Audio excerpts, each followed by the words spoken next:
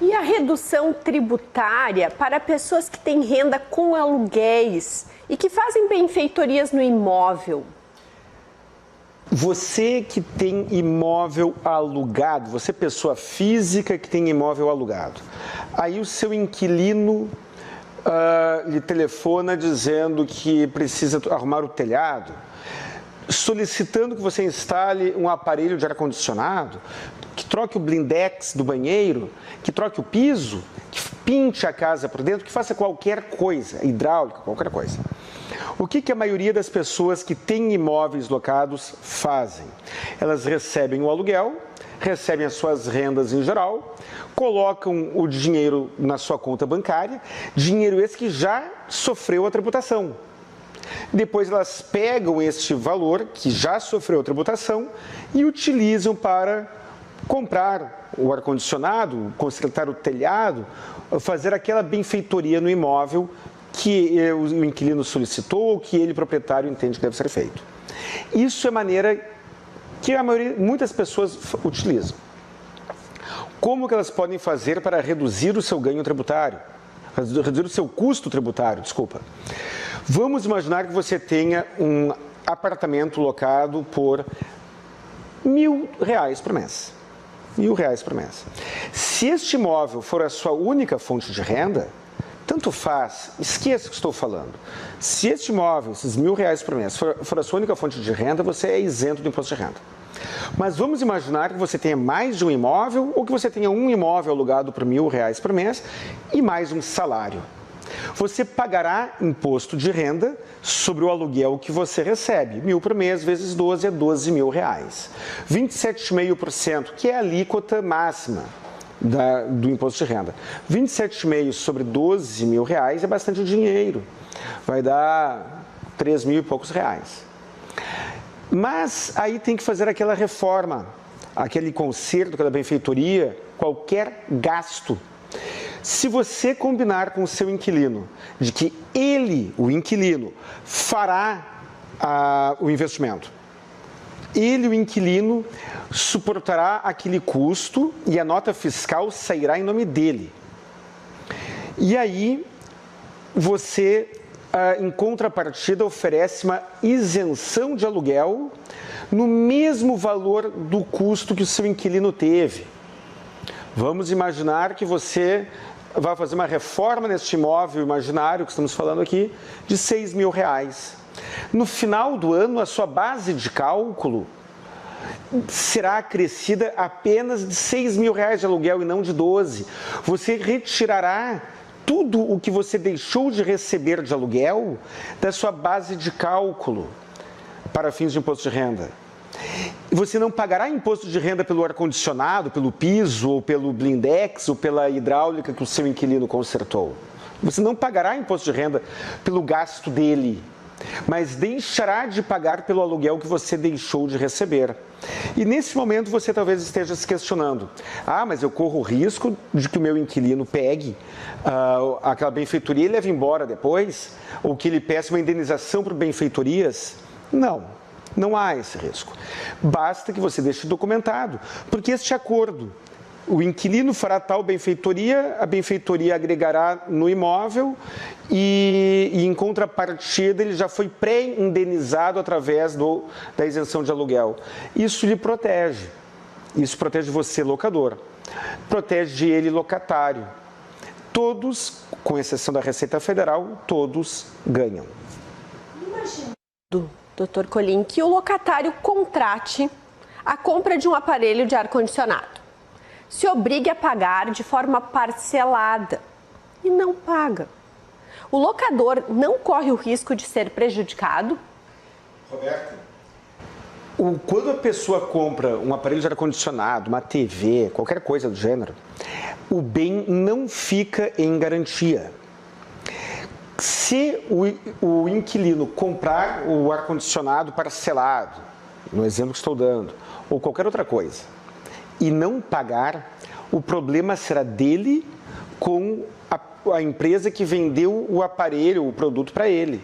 Se você contratar, se o seu inquilino pedir para trocar o piso da casa, e aí o seu inquilino concorda, ele pagará, contratará a compra do material e tudo mais, ele vai lá na loja de material de construção e compra não sei quantos metros de porcelanato. Pode ser um valor bastante alto esse. Ele compra e compra parcelado.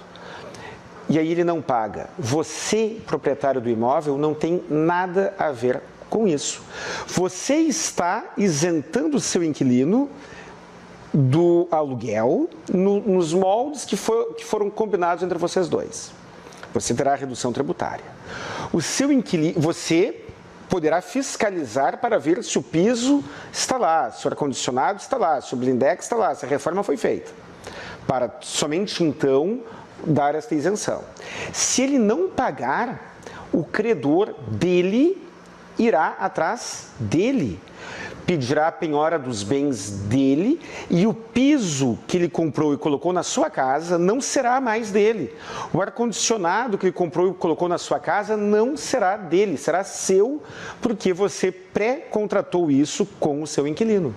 Então, Roberta, não há este risco também, desde que sejam tomadas as precauções mínimas, que são bastante simples. E é possível o proprietário de vários imóveis receber o aluguel em nome dos filhos ou familiares de baixa renda para reduzir custo tributário? Desta maneira como foi apresentado, Roberta, o proprietário do imóvel estará praticando um ilícito tributário. Se eu tenho um imóvel e pura e simplesmente, olha só que coisa louca, pessoal, eu tenho um imóvel e aí eu pura e simplesmente chego na imobiliária ou no meu inquilino e digo, imobiliária ou inquilino, paga o aluguel para mim, colocando no nome do meu filho. Isso é fraude, isso é ilegal, isso é ilícito. Isso não é elisão fiscal, isso é sonegação fiscal. Mas existe uma forma de fazer dentro da lei. Nem a lei, tanto a lei como a jurisprudência reconhecem que a propriedade não é requisito da locação. Olha só, se eu agora sair aqui da emissora de TV e invadir uma casa, eu vejo ali do outro lado da rua uma casa abandonada e eu invado essa casa, eu cometerei um ato ilícito, invasão de propriedade privada. Mas isso é problema entre eu e o proprietário do imóvel. Isso não me impede de alugar aquele imóvel que eu invadi. Eu estou usando o exemplo da invasão por ele ser mais drástico. Eu vou lá, invado o imóvel e alugo este imóvel para alguém. O meu inquilino será meu inquilino. O contrato de locação entre eu e o locatário terá todo o valor jurídico. O fato de eu ter invadido a casa não muda o fato de que a locação é válida. Mas é claro que o seu filho não vai invadir o seu imóvel.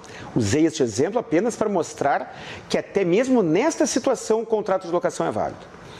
Se você fizer um contrato documentando a cessão da posse, um comodato emprestar algo para alguém, um contrato de locação de baixo valor em que o seu filho sublocará para terceiro com permissão sua, por exemplo, se você permitir por escrito de alguma forma que o seu filho explore aquele imóvel e seu filho alugar o imóvel para alguém, e se o seu filho não tiver outras rendas, e digamos que o valor do aluguel não ultrapasse 28 mil por ano, o seu filho será isento do imposto de renda, mesmo recebendo aquele valor. Só que um detalhe, a diferença entre a fraude e a legalidade é que na elisão fiscal, que é uma engenharia tributária lícita, o seu filho será o locador. Ele será o destinatário do dinheiro.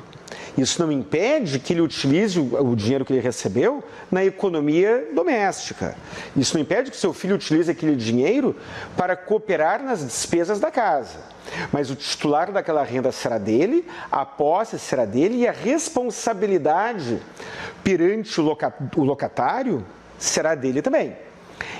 Não é necessário, pessoal, não é necessário violar a lei. Não sonegue. Use inteligência tributária, mesmo para você, pessoa física, use inteligência tributária para pagar menos imposto dentro da lei, Roberta.